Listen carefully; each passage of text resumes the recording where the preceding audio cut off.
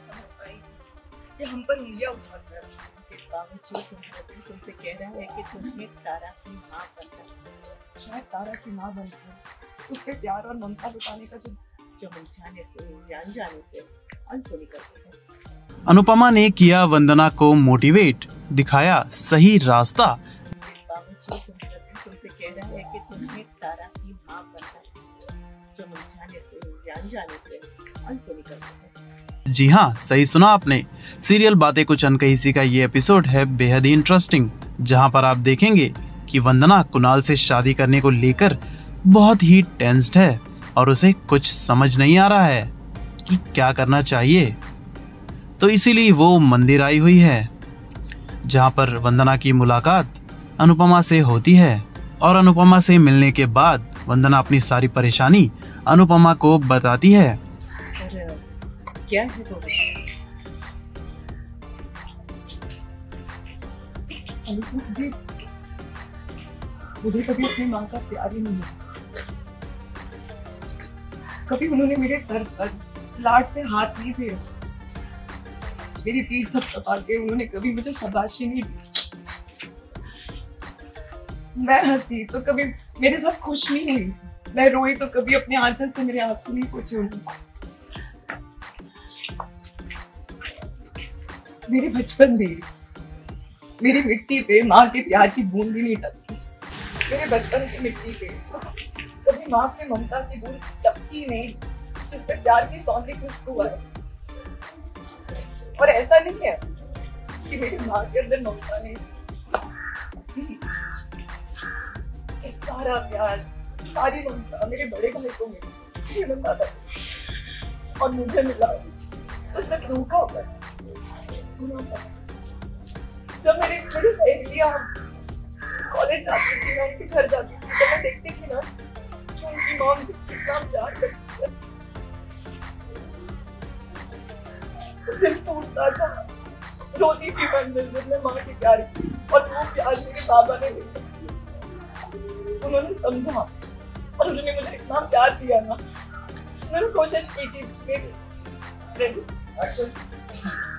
उन्होंने देखा, उन्होंने समझा और उन्होंने कोशिश की कि मुझे कभी माँ के प्यार की कमी महसूस नहीं। और देखिए कैसे अनुपमा कर रही है वंदना को मोटिवेट, और साथ ही वंदना और अनुपमा मिलकर कर रहे हैं माता रानी की पूजा। ये सवाल जब उन्होंने मुझे ये सोच, ये कश्मकश की, क्या मैं खुद के बारे में अपने बच्चे के, तुम एक अच्छी माँ हो क्योंकि तुम्हारे पास माँ का दिल है, तारा ने तुम्हें माँ बना दिया है।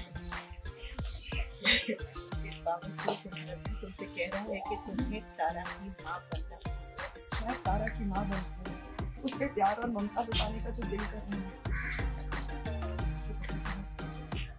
जो हम जाने से या अनजाने से अनसुनी करते हैं।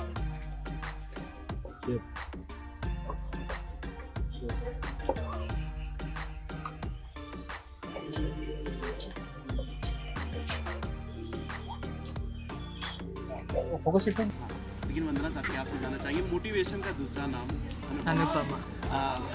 मुलाकात हो गई फाइनली, प्लीज बताइए कि कैसे रही मुलाकात, क्या कुछ मोटिवेशन इनसे? हम फर्स्ट टाइम नहीं मिल रहे, हम ये सेकंड टाइम मिल रहे हैं। पहले भी जब मेरी लाइफ में प्रॉब्लम थी तब अनुपमा जी ने मेरी हेल्प की थी, एंड अब भी जब मैं किसी बहुत बड़े सिचुएशन से गुज़र रही हूँ, बहुत बड़ी प्रॉब्लम आई है मेरे ऊपर और मैं समझ नहीं पा रही हूँ कि मुझे क्या करना क्या चाहिए एग्जैक्टली। मेरी दिल की सुननी चाहिए, दिमाग की सुननी चाहिए या लोगों की सुननी चाहिए, तभी अनुपमा जी मुझे कुछ बहुत प्यारी सी एडवाइस देते हैं। एंड कहीं ना कहीं उनका एडवाइस यही है कि तुम अपनी दिल की सुनो, एंड मुझे ऐसा लगता है सबको अपने दिल की सुननी चाहिए और वही करनी चाहिए। लोग क्या कहेंगे क्या नहीं कहेंगे, ये अगर हम सोचते रह जाएंगे ना तो वही अटक जाएंगे। So it's better listen to your heart, and बहुत प्यारा एडवाइस दिया उन्होंने, एंड आई होप वंदना ये एडवाइस ले और लाइफ में बहुत आगे बढ़े। यही अनुपमा की सबसे बड़ी प्लस पॉइंट है। सबसे खूबसूरत चीज़ अनुपमा में यही है कि चाहे वो कितनी भी नीचे गिरे पर ख़ुद को उठा के आगे बढ़ना सीखा है उसने। और चाहे कैसी भी सिचुएशन हो, चाहे कोई भी उसे प्रताड़ित करे, चाहे कोई भी उसे पुट डाउन करे, चाहे कुछ भी हो, वो अपने आप को उठा के फिर से आगे बढ़ना जानती है। चाहे वो समर की ही बात क्यों ना हुई हो, अपना बेटा खो देना किसी भी माँ के लिए आसान नहीं था, लेकिन ये है कि ज़िंदगी है, चलती रहती है, आपको आगे बढ़ना ही पड़ेगा। आप चाहे कितना ही कुछ कर लें, आपको अपने आप को उठाकर अपने परिवार को साथ लेकर आगे बढ़ना ही पड़ेगा। वो जो यादें हैं उसे मन में रखकर, वो प्यार को अपने मन में रखकर ज़िंदगी जीनी ही पड़ेगी, क्योंकि भगवान की दी हुई ज़िंदगी है, उसकी देन है और उसकी देन का अनादर आप नहीं कर सकते।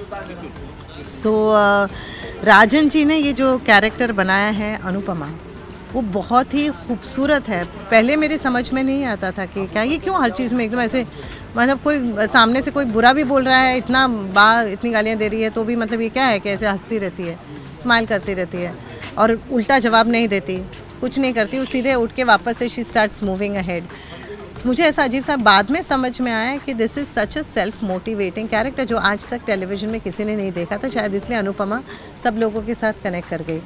And I feel very proud and honoured कि राजन जी ने एक तरह से अनुपमा को अपनी जो उनकी जो सोच है, उनकी जो धारणा है, वो जो कहना चाहते हैं, उसके लिए उन्होंने अनुपमा को चुना। और शायद इसीलिए जो चीज़ें हम सोचते हैं लेकिन कह नहीं पाते, वो अनुपमा के ज़रिए कही जाती है। हर कैरेक्टर को, डीकेपी यूनिवर्स के हर कैरेक्टर को। मेरे लिए सिर्फ अनुपमा मेरा शो नहीं है, मेरे लिए रिश्ता भी मेरा शो है, बातें भी मेरा शो है, आई कुट है करते वो भी हमारा शो है, क्योंकि हम सारे डीकेपी के वी आर ऑल डीकेपी के कैरेक्टर्स। सो किसी भी कैरेक्टर का एक शो नहीं होता, सभी शो उनके होते हैं। एंड इट इज़ नाइस कि जब आप अपनी जैसे कि आप अपने फैमिली के साथ रहने हो तो अपने रिश्तेदारों से मिलने आते हैं, तो मैं अपने रिश्तेदारों से यहाँ पर मिलने आई हूँ।